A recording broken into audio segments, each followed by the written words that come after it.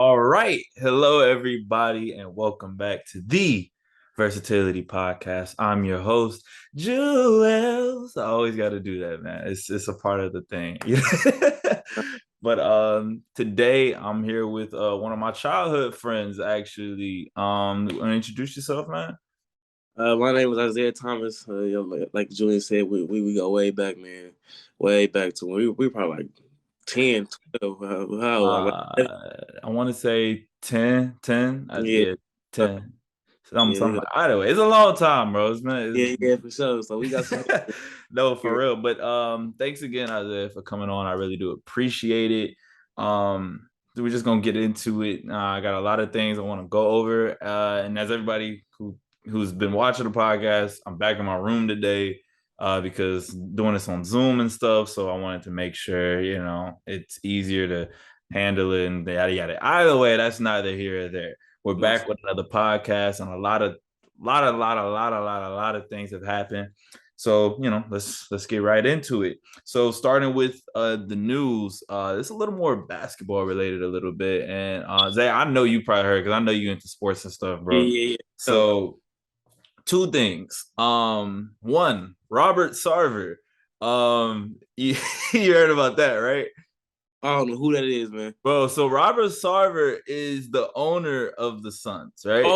Yeah. He's selling the Owner, Sun yeah. Mercury. The Yeah, owner of the Sons of the Mercury and Phoenix Suns and Phoenix Mercury. And essentially the man just does some sexual harassment. I'm just gonna that's what it is. for sure. And it's not funny, but it's like basically he's done a lot of stuff. Like they said, like at parties he would like be rubbing up against other Yeah, men, like yeah. not even women, like other men, and making Oh, I know unwanted that. comments. Apparently he said like the N-word and stuff like that. And like like you got that one white friend who'd be like, well, they said it. So I think it's that type of situation. Uh, And it's just a lot of weirdness going on. And then the Phoenix Mercury, they had Brittany Griner. right, yeah. All right, you got that stuff. Yeah, Then the Phoenix Suns just flamed out the playoffs. So it's like, yeah. yeah, so all that stuff going Bad, on, and now man, bad in Phoenix. you said what? I said it's all bad in Phoenix right now. at, at the moment, yeah, it kind of is. So then this is what's happening is the NBA was like, we're gonna suspend them for a year. And then you got people like Chris Paul, LeBron James, even the interim Phoenix owner is like, nah, it's got to be longer than that. No. So Yeah, but Adam Silver is trying to kind of defend to be like, no, he is the owner, yada yada yada. Like you just the year is better, yada yada. That works, but even like as they're saying, they looking at the info, they're like, nigga, what? Like like that don't make no sense. no, for sure, yeah, yeah. They gotta figure that out over there, man. They don't know what they got going on. Yeah, it's so that's just really what it is right now. But then as a juxtaposition, we have the Ime Udoka stuff. Yeah, And yeah. I know you heard about that because Ime Udoka, his wife is Nia Long, Um, he can, who's a lot of people's, like childhood crush type stuff. yeah. And that's his wife. He has 2 kids with her, if I'm not mistaken.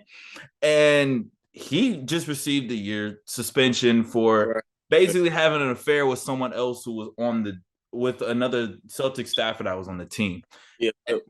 And apparently there's more info to it. So I don't want to speculate too much because apparently it's way more serious than we think it is because Matt Barnes said something about that on social media.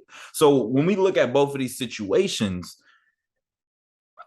thing it's looking a little weird right now, bro. Yeah, I would say the Suns situation is a little worse just because it has to do with sexual assault and the organization is just going all down bad right now. You could always get a new coach and stuff. I mean, it might not be the same type of coaching, but I would definitely say the Suns situation is a lot more serious than what Definitely. Ime going on for sure. But yeah, it's crazy. Yeah, I think the thing with me is like I'm not understanding as to why they both have a year when one is worse than the other. And it's kind of similar if you want to put something else into it as well, the Deshaun Watson thing. You know what I Right. mean? Like that whole Deshaun Watson thing that happened, and he only has 10 games. I'm a Deshaun Watson fan as a football player. Right. But the fact that he only got 10 games, Yeah. Sarver for what he did, he got a year. Ime Udoka has a year. I feel like those are three different things that deserve three different, like, what's the names? Like, I feel like Deshaun Watson, Yeah. granted, I think the difference is he never got convicted of anything because he settled majority of the cases and stuff. The Right. Sarver thing is still like ew. And then Ime Udoka thing apparently is worse than what it is. But like from the outside looking in, it's like, okay, he had a consensual relationship with one of the coworkers. And Right. on top of that, he did cheat, but apparently that staffer had relations with like one of his bosses. Oh, I ain't know. I didn't hear about that. I must have been. Yeah, it's deep. Yeah, I hope it was worth it, man. Cause hey, it is what it is. Over Neil Long though. Yeah, I mean, but nobody knows. Nobody knows what goes down behind closed doors. Maybe she could be a toxic woman. Who knows? You know. You're not wrong. You're not wrong. You never know. But at the end of the day, again, like Matt Barnes said on his social media, yada yada yada, because he had said something, and then he was like, he took down what he said because somebody called him that knows about the situation and said that it's way worse. So it's I don't know, some don't feel right. You know what I mean? Like some don't Yeah. feel right. Nobody never truly knows. We on the outside looking in, so we don't really know, man. But I do wish we knew the true story for sure. Yeah, because at the end of the day, I just have a podcast and I'm just saying what I want. You know. For sure that yeah. But shit, you ain't the only one person who's doing it. There's a lot of people who have opinions on it. So for Yeah. sure. But definitely, I feel like Sarver should be gone. Yeah, Because if it's that's true. yeah, he tripping. He's tripping. He's tripping. Yeah. Because what ended up happening is that he's being pushed to sell the team now, and a few of the people who were trying to buy the team are Jeff Bezos is one of them, Oh, which yeah. That's light. That's light. kind of makes sense because it's like, I mean, he's done everything else. Yeah, no, for sure. That's gonna be that. That's light money for him too. He could buy the team easily, man. That wouldn't even put a dent in his pocket. Yeah. No, like real stuff, bro. It's like, yo, like he just adding to his list. It's like he just making his accolades. Just gaining money, bro. Like easily. It's crazy for sure. Like if you had $1 billion, bro, what type of like things you checking off your bucket list of things you want to buy or own or whatever? I don't know, man. I know I'm gonna get a fat crib, a fat car. That's all. That's probably. I wouldn't really. I mean, you got money to spend, but I don't think I would just be going and blowing bread. I'm definitely dropping a couple M's though, just off the rip though, just because you know what I'm saying. You got a couple billion, man. You got a billion. You definitely gotta just splurge and enjoy it. I'm getting a car in a house. That's probably all I can really think of right now off the top of my head. And some clothes though, of course. Probably like some shit for my family. You know, just a little. Definitely. For sure. Nah, I'm investing. I gotta do something of that nature. I gotta do a little bit of everything, dude. I got to, dog. I got to. Gotta invest your bread, man. Gotta Oh, always wait to help your money grow and make your money grow rather than lose it. For sure. for sure. But Isiah, I want to get right to the thick of it with you. For those of you who don't know, Isiah, again, he's a child friend, yada yada yada. But on top of that, he has a very like interesting, uplifting story regarding his journey in track and things of that nature. So well, one, can you start off by saying like where are you right now and things of that nature? Okay, so currently I'm in my third year. I just transferred to Indiana State University where I'm a short sprinter. I'm a junior where I'm majoring in sports management. Mm. Uh, last month, I transferred here from Indian Hills Junior College. I mean, Indian Hills Community College. It's a junior college, which was short for JUCO. I spent my first 2 years there, where I kind of got to really learn the ropes of college, the ins and outs of like education and the experience of college track, but just not at a higher level. I mean, JUCO is fast guys there, but it is a lower level than like Division 1. I wouldn't say D2 or D3. I feel like JUCO is a level after D1 when it comes to talent for sure. But yeah, Really?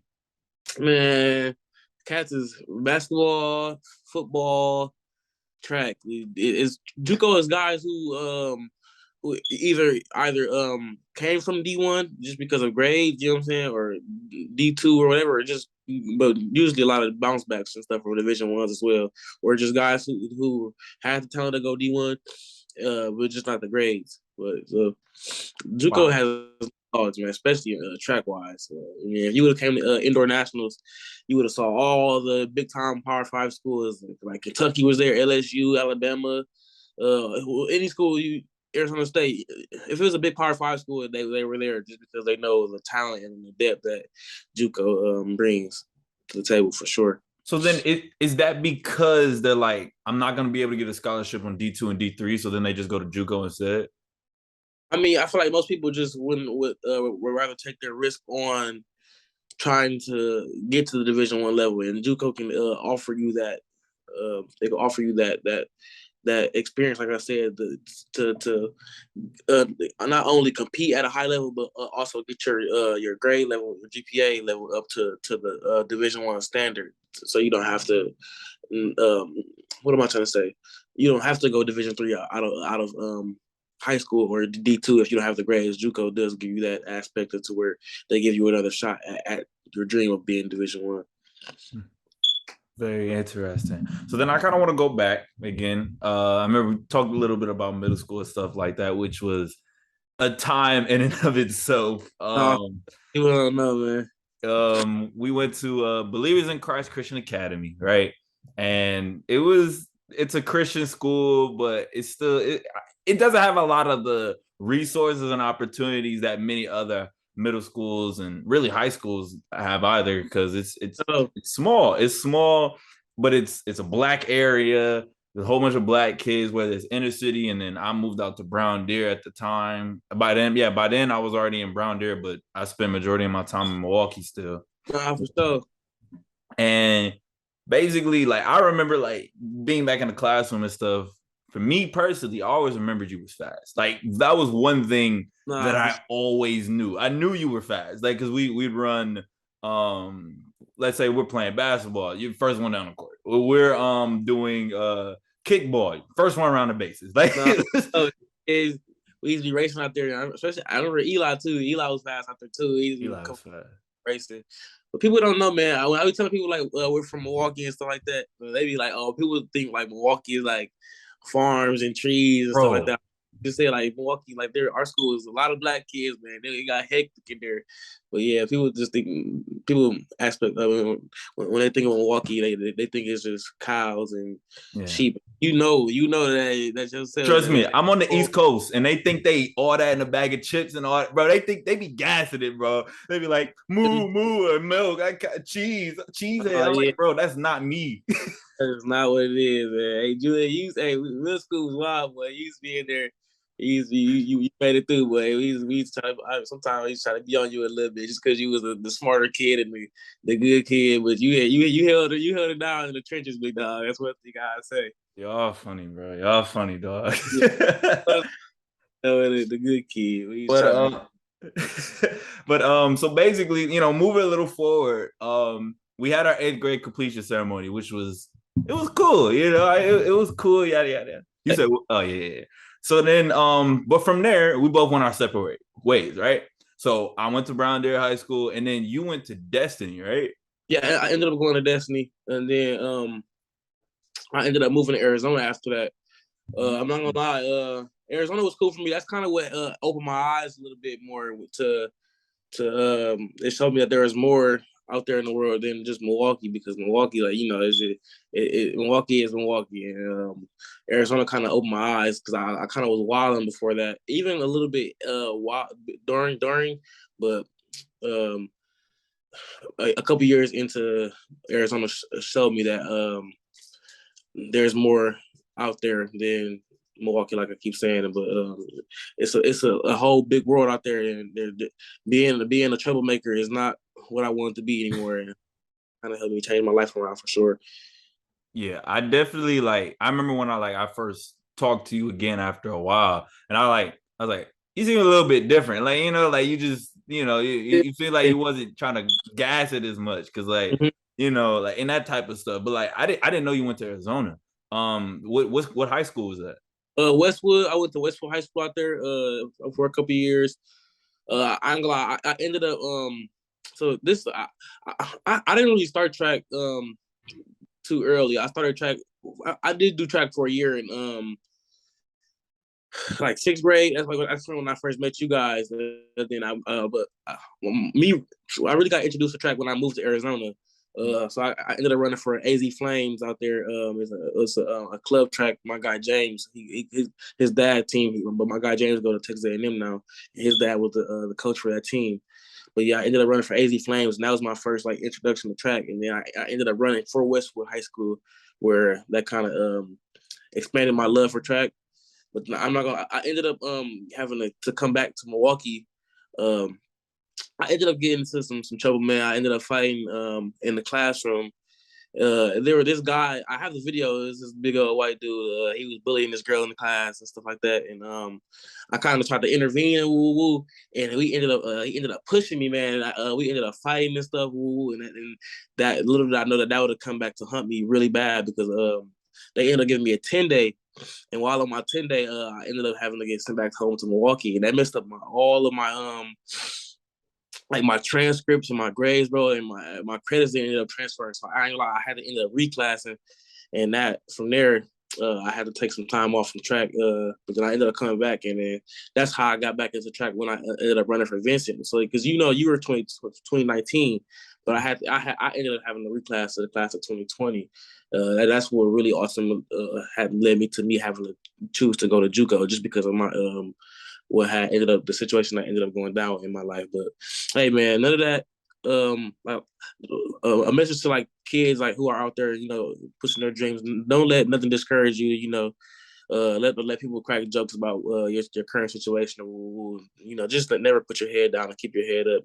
Because hey, like I said, all that went down in my life, but I'm here where I am now. So.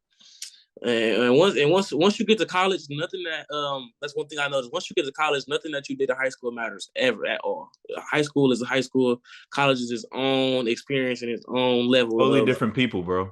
You know what I'm saying? So whatever went down in high school does not matter at all in college, especially sports wise. You could be the man in high school. You could be the lamest guy in high school. Once you get to college, none of that matters. So okay, so then let's go back a little. So in terms of that fight that happened in Arizona, right? So they didn't give you any leeway because you were trying to protect somebody? Bro, no. I mean, I ended up talking to the girl's mom. Like, she was really grateful, that I kind of ended up stepping in for her. But I'm gonna have to send you the video after this just so you can see what I'm talking about. But yeah, the dude was probably like 6'4", 6'5". I was a little dude. Yeah, he's all in the girl's face, pushing her, woo, woo. And I kind of stepped in. I'm like, bro, go sit down, woo, woo. And it kind of escalated. He pushed me, and then I ended up swinging on him, and then we ended up fighting in the classroom. The principal and then they understood what was going on. And my sister was trying to come in and be like, okay, well, he was protecting someone, woo, like, they still ended up kicking me out and stuff like that. But yeah, man, that really, really set me back a lot. I ended up coming back to Milwaukee, but I ended up coming to Mesmer. But it was like I ended up going to Mesmer in the middle of the year with Mesmer. You know what I'm saying? Like I came back. I want to say I came back in like February, and they were already in school. So man, it was all bad for me, man. So yeah, like I said, I had to reclassing, but yeah, that's crazy. Neither here nor there. Hey man, that's all in the past now. So, but yeah, for sure. Is that like the Arizona school? Was it like a white school or something like that, bro? It was a diverse school. It was a lot of Hispanics and a lot of Caucasian. That makes sense. There were a lot of Mormons that went there, but there were a decent amount of African Americans who went there, but it was usually mostly white and Hispanic. So then, okay, so you went to Mesmer, but then you went to Vincent. I went to Mesmer, but I ended up leaving Mesmer after that little first couple months later, and I ended up going back to Destiny. And then that's when I ended up because Destiny and Vincent they combined for sports. So as they had a track team, so I was like, okay. Well, I kind of didn't get the run this year, so I'm gonna go see what Vincent's talking about. So I ended up going to Vincent, and it went from there, man. I ended up running, doing a little year there of running, and then I ended up after my year there, Milwaukee Mustangs is the AAU team. They noticed me running, and they noticed I had some speed. So I ended up running for on the AAU team, Milwaukee Mustangs, and I did a little summer track there. And then I ended up improving my times, and then I started getting a little college entrance. But then going into my last year of school, we had an indoor season, and I ended up running a 694 and a 60 and like 22.3 and an indoor 200. And that's what really ultimately got me able to run for college track. That's when Indian Hills contacted me, and that's where I knew I had to go to the junior college route just because of my GPA out of high school. I even spoke to some Division I schools when I was starting to graduate, and they were all like, nah, man, your grades aren't good enough. You should probably have to go the JUCO route. So I already knew that I had to go the JUCO route, which was nothing's wrong with JUCO. It was definitely the best decision I've made in my life because, like I said, they got me ready for the next level for sure. Yeah, because my friend, actually, well, you've known him too, Jalen Gentry. He went the JUCO route too, and he ended up getting noticed as well, and then made it to a D1. He's at D2 at the moment, but you can still go back up. Like it's a route. Like at the end of the day, as long as you're able to do what you need to do, then that's really what it is. So then when you got to Indian Hills, right, which is in Ottumwa, Iowa, because I did a little research beforehand. How was that experience there? And how, I mean, you stayed there for 2 years, right? So then what was like your mentality going there? Like, was it like, oh, I'm getting straight down to business, no funniness, no funny game. Like I'm on it.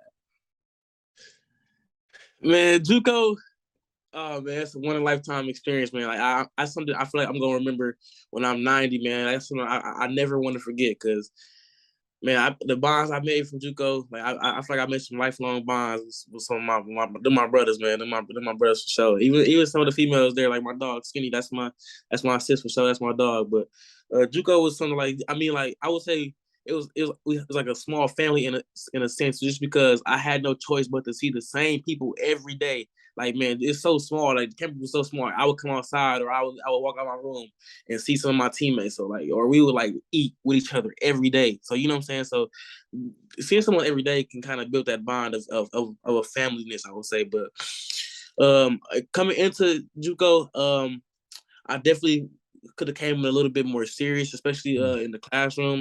I kind of the year one, I got stuck in a lot of procrastination. I would say, like I would Which is have normal. you know what I'm saying. I would have homework and I would go be out partying, rather than knowing I got an assignment to do the next night. Well, for sure, but I definitely would have said I could have came in more locked in. But I took care of my business on the track, and that was no problem. But it was in the classroom that for me, which I had to really realize, like, okay, the classroom is more important than the track. So then what was that moment where it clicked that you was like, okay, let me get on my stuff in the classroom too? After year one, because okay. I like I said, I had the times, but I didn't have the grades. I was talking to some. There's a lot of big time schools who were interested in me, but I couldn't even communicate with them because I ended up coming into my sophomore year with a 2.1 GPA. So people don't know this, but I was about to go to a Division II school, Minnesota State. I actually verbally committed to Division II school, Minnesota State, Mankato. But I ended up deciding like that wasn't the right decision for me, and I wanted to take the risk on myself to actually take the time to raise my GPA and try to see what other offers I could get. So I ended up decommitting from Minnesota State. And I took that risk on myself, and I actually it paid out because I ended up raising my GPA from a 2.1 to almost a 2.8. It was like a 2.75, and then once I hit that 2.75 mark, the schools are rolling in like this, like they were rolling in. They're like, okay, we see that you finally above that the Division I standard of 2.5, and they were like, That's okay, what I thought. yeah, you feel me? So once I ended up raising my GPA, and that's when my recruitment started, and it started really late in my sophomore year, which I was really stressed out about, but better late than never. Hey, so okay, so then going back into still JUCO life, Indian Hills and stuff. I remember seeing all your stuff on Snapchat and stuff because I don't even remember how I got you on Snapchat, but Yeah. I just keep seeing the stories and I'm seeing like you having the time of your life at these track meets, going traveling and all that stuff. So then two things I want to touch on when it comes to that. One, how is that working out and just the environment in terms of working out, going to meets, and balancing that in schoolwork, and like how was that like? And then I got another one, but I'll let you answer that first. The working out aspect was fun because I had the luxury of working out with some fast guys for 2 years, like guys who were hungry. Like it was in practice, it was eat or be eaten. You know what I'm saying? So I had my workout group where like it was about 5 guys who ended up going to the Division I level. Like my guy Demoy went to Iowa, my guy Kalen Walker went to Iowa, my guy Justin Walden went to Northwestern State. My guy Kendrick went to Alabama State. My guy Aurel, I honestly don't know where he's going right now, but he's the fastest out of all of us, and he ended up. I don't know what he has going on now, but he could have went to some really big major schools. But we had a fast group. There were guys who, like, I don't know if you know track times, but all the guys that I just named were 10-4 guys or under, and that's fast. It was no lacking. You know what I'm saying? No time to be playing around. That leads me to my next thing, because I was looking at like y'all athletics thing, and I'm like, yo, for 2022, just 2022, when it comes to those like I think it was like 40s or 60s, or it was the hundreds outside. I'm like, they 4 of the 5 records of 2022. I said, oh, that group y'all had was fast, bro. It was yeah. And we all came in together. We all came in as freshmen together, so it was crazy, man. We kind of came in and took over, I would say, and we kind of helped really build that program. I mean, yeah, we had a guy named Kenny Bednarik who he was a silver gold medalist in the 200 in the Olympics, but he kind of put on for his school a little bit. But I would definitely say that the group that we had and the team that we had the last 2 years is what put that team on the map, regardless of what he did. I would say I feel like we had a bigger impact on the program than he did, for sure. And I feel like we need more credit for that. Yeah, like, so I'm looking at this right now for outdoor. This is outdoor. So for the 100-meter dash, you had the Kenny Van Derrick dudes, 2019, 10-2. After that is 4 straight 2022. Arel Chanby, 10-23. Demoy Allen, 10-35. Justin Walden, 10-37. Isiah Thomas, 10-39. It's like y'all right next to each other. Hey, I ain't gonna speak on that, but hey, I had the best one of the seasons. Hold on. I don't know who that is calling me. Somebody was calling me. But yeah, I ain't gonna speak on that, man. They're my dogs, man. So hey, win legal times versus, I don't know if you know, win legal times versus win native times, man. I had the best 100 season last year. I know I was fourth on that list, but I there had the best season last year in the 100. Hey, bro. At the end of the day, you're in the record books, though. Oh no, I mean after Aurel. Okay. So then, okay. So then, going into the next part, your time comes to an end. So now you're going into the next phase of your life. So how did the Sycamores start coming into play? I know you say you had a lot of D1 offers because of your GPA and everything increased. So how did that process start going from there? Honestly, Twitter. Twitter is where I kind of started getting in more connection with coaches and stuff. And then I ended up talking to Coach Jeff, who was the head, not the head coach. He's the assistant coach here. His wife is the head coach, Coach Angie, but we both call her Coach Martin. But yeah, we had a phone call. He actually called me while I was at an Indian Hills basketball game. And it's just from there we had a nice conversation, and then he put me in touch with the sprints coach here, my coach, Coach Bertoli.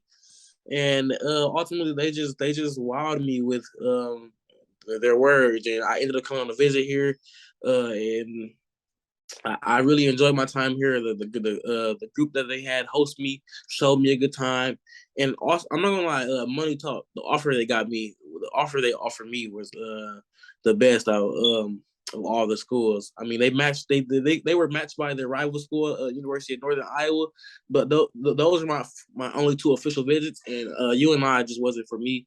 And that's really I realized like Indiana State was the school I was gonna come to. They definitely wowed me when I came here. I enjoyed myself. So then, how's it been going so far and everything? Because I know track season starts in the next So you might. As far as December, our first meet is December, That's fine. but it's been going good, man. I ain't gonna lie, I've been enjoying myself. This is definitely what I needed. I didn't want to go to a too big of a school, but not too small of a school. This is a mid-major school. It's a good size, and I like the diversity. There's a lot of African Americans, a lot of Hispanics, a lot of white people. I like a diversity, the diverse school. Like I said, my guys on the team have been showing me a good time. We've been going out, kicking it, enjoying ourselves. Track has been going really well. School has been going really well. I'm in a good place right now. Like I said, this is what I needed in life right now, and I'm at peace. So I'm good. That's good, bro. And I'm me from the outside looking in, bro. It looks like you keep doing stuff. You keep trying to do the best that you can. Like I know you had said like when you get committed and stuff, like you really been through a lot. Like you were moving place to place. You were trying to figure out what you were doing. So the fact that you're here now, I think that's just amazing. Like I think you said you was trying to find places to live or something of that nature as Yeah. well, bro. I ain't gonna lie, coming up was definitely harder for me. I always kind of bouncing from crib to crib because my grandmother raised me. Well, yeah, she had a little bit of help, but yeah, I was bouncing, especially throughout high school. I was all over the place. Like I probably had about 5 cribs throughout high school. Yeah, I was just bouncing from crib to crib, from home to home. I stayed with my uncle for a little bit. You know my uncle, Yeah, Devin. cool guy, cool guy. Yeah, I lived with him for a little bit. I lived a little bit in my later years of high school. I lived with my sister. I lived with my grandma. I mean, I was all over the place, especially even like the last couple of summers. I was kind of from crib to crib. Like even my last couple of years, in my first couple of years in college, like I was with my grandma. I stayed with my uncle. I stayed with my sister. I've been kind of just bouncing from crib to crib. I kind of had my a little consistent spot last summer, but now it kind of finally feels good to have my own roof over my head. I mean, I'm there's nothing wrong with I'm not trying to sound like I'm ungrateful or anything because I'm glad I had some a roof over my head. Like people were giving me spots, but it definitely could have been better situations, of course. But some people don't got. Some people out there are homeless, so I am grateful with the opportunities that I did have. So then, kind of leading to the end of this, what's next? Like I know you have 2 more years technically, or actually you get the extra year because of COVID, right? Mm-hmm. So 3 years technically, if you choose to do so. It's this year and 2 more years, I think. Yeah, this year and 2 Yeah, so more 3. years. Yeah, it's 3. Yeah. So what is next? Like, do you plan on trying to go into the Olympic run or just the in general, like out of college meets and things of that nature? Or like I know you say your major is sports management. Mm-hmm. So, what do you want to do with that and then track? Like what would be next? I mean, I'm a fast guy, so hopefully I would be able to be able to make the Olympic team or make you just a professional. But like I said, my major is sports management. I'm looking more so into like facility management and facility operations. Like, but I want to hopefully someday make it to like the big organizations like the pro levels to where I can work in their facilities and help with their operations and help the way that the facility is run. But there are also a lot of smaller organizations out there where they allow you to make 80K to 100K, helping run their facilities and their companies and their operations. So man, what's next for me is I wouldn't say internships. I heard internships are really where it's at, and Yes.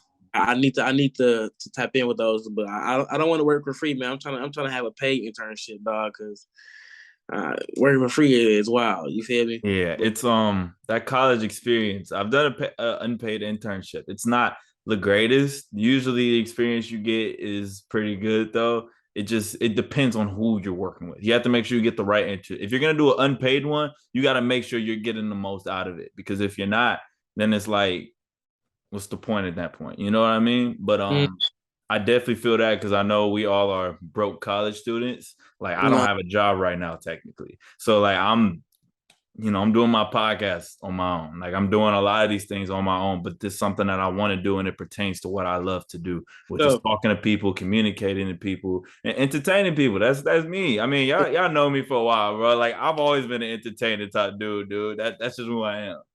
so, But like, I do want to say thank you, Isiah, for doing this with me. I really do appreciate it, bro. Like you already know. you always got me, bro. Hit me up anytime you come to Milwaukee or whatever. Well, I mean, I have to figure out when I'm in Milwaukee too. But Nah, yeah, you definitely got a link, bro. But I really do appreciate it, and this will really conclude the interview and everything. I appreciate you sharing your story, bro, because it really means a lot. Two Thanks for people of having just you all. Thanks for having me on here. I appreciate you. You know, yeah. like, oh, of course, but it's my dog, so I couldn't say no. Yeah. So just any last words that you want to say to like people who've been in your situation or have, just in general, trying to live out their dreams and really don't really see that it's gonna be a little harder than they thought it was. What I would just say is, never give up really on yourself, and always stay confident and stay humble. Like I said, anything that you got, if you aren't humble, it can be taken in an instant. Just as fast as you got it, it can be snatched away from you. So always remain humble and keep grinding, man. Stay hungry. You'll never be complacent. If you're at the top, just always stay hungry. Don't feel complacent at the top. Like they say, it get lonely at the top, but stay lonely. You feel me? So that's one thing I would say. Just keep grinding, man, and never give up on yourself. Yeah, remember, there's always somebody looking out for you, bro. You just gotta look. You just gotta look and be like, oh shoot. Sometimes you gotta like look back and be like, dang, they really been there. But like, you weren't paying attention because you grinded, bro. And that's something that we all got to realize. Show that. All right, so thanks for listening, everybody. I really do appreciate this interview with my guy Isiah. And until next time, peace. All right, my boy. Hey everybody, I just want to say thank you for listening to the podcast today. We had Isiah on, and I really do appreciate everything that he did being on the podcast, talking about his story and everything. I just want to make sure I got the rest of my outro and stuff like that out and everything. Make sure you check out the podcast on YouTube, Spotify, Apple Podcasts, and all the other things. We have the links down on the bottom for Isiah's socials and for my socials and everything as well. Until next time, I know today was a little bit of a shorter episode, but trust me, next week we're going to be back with some more content and things of that nature. So y'all be on the lookout because y'all know I'm here and I'm here to stay. And I talk about these weekly uploads and I'm going to make sure I continue to do so. I really love y'all and I appreciate y'all for continuing to tune in and just really been supporting me and things of that nature. It's been rough with school and everything and all that, but again, I really do love and appreciate every single one of y'all for continuing to tune into the podcast and just, just being great people. I really do appreciate it. So be on the lookout for more content coming soon. And yeah, love y'all. Peace.